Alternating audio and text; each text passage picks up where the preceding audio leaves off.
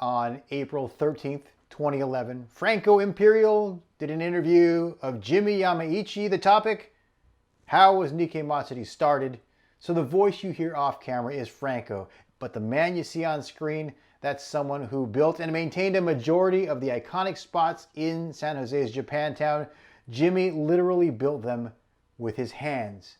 This interview, though, gives insight into what Jimi was also able to build with his heart. He built a bridge between our quiet community and the greater city of San Jose. I want you to listen how he connected Japantown to History San Jose and later to even Valley Fair Mall. And as always, check out the cool hat that Jimi had on. Let's fondly relive some time with a man whose influence can always be found right near the intersection of 5th and Jackson.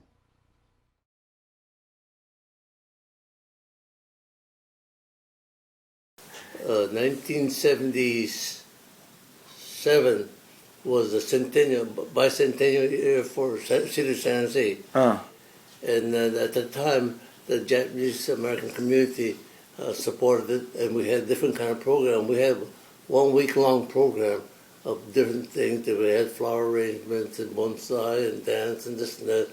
And then we had this festival around Japantown. And then we put that on for the city centennial celebration. It was so successful, everybody says, hey, we should just keep on going. And I was in charge of the whole thing at the time too, that part of it, that one phase. Shoot, okay, we'll try. So we started off on a small scale, not that big, and we just gradually grew, and we were trying to put a good foundation down. So we had a strong structure, and financially we're not there, but we managed.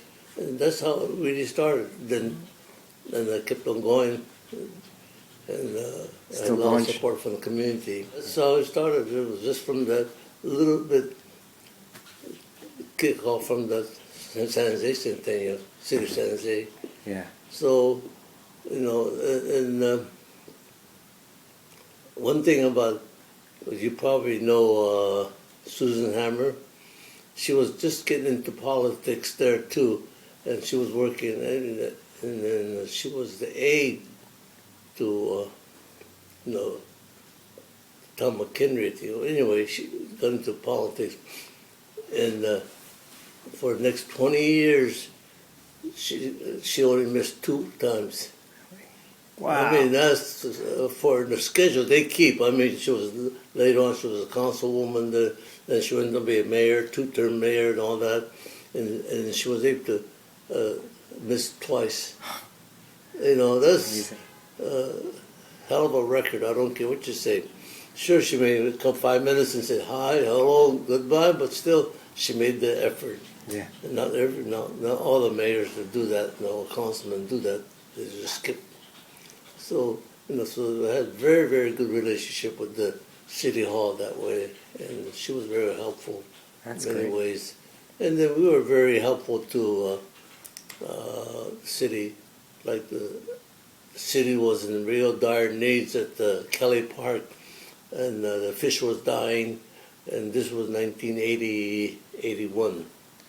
And the fellow was taking care of it. He was not, whether he knew how or not. But anyway, they said, well, if there's so much trouble keeping the fish alive, just drain the pond and fill it full of gravel and forget it, and make it just a big gravel pit there.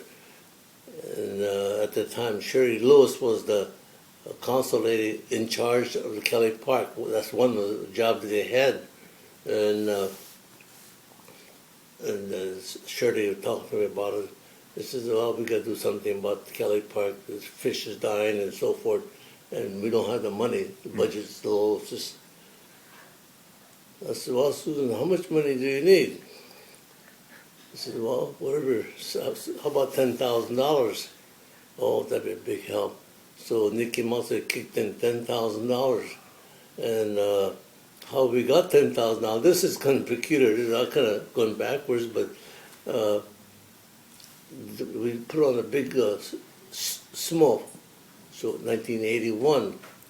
And I had to know the guy. And he said, we're bringing a sumo team in from Japan, and they're going to Mexico, and then we want to bring Mexico to San Jose, then from San Jose go back to L.A. And at the end, I had a big fight with him, but that's beside the point. And so from that, we made $10,000 clear. And so I said, well, okay.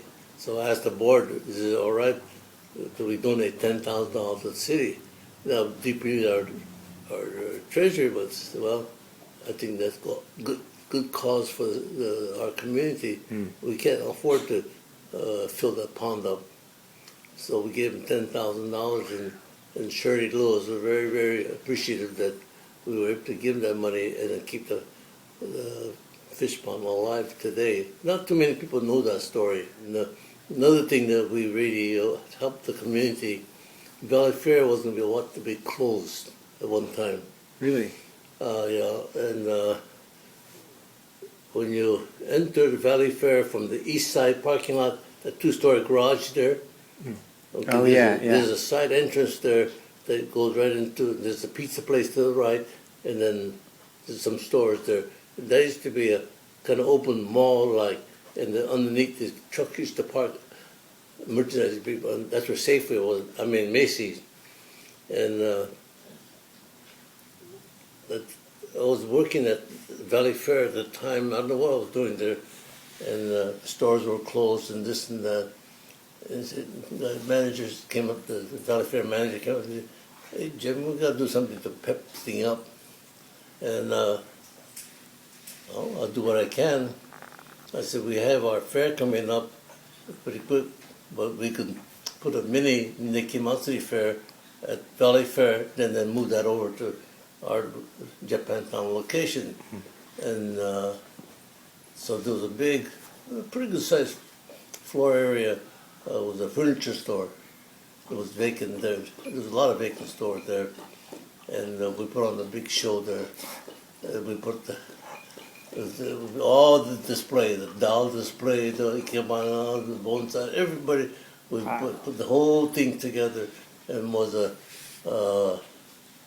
I think 2 weekends, one weekend, I forgot exactly what day it was. And we put it on there to put up, we're at Valley Fair type of deal. We've gone through a lot of phases like that, and trying to participate. Yeah. I think that's where a lot of city folks knows us. Nikkei Matsuri been pro San Jose, helped San Jose grow at the time. So it was interesting. My 10 years of running the show.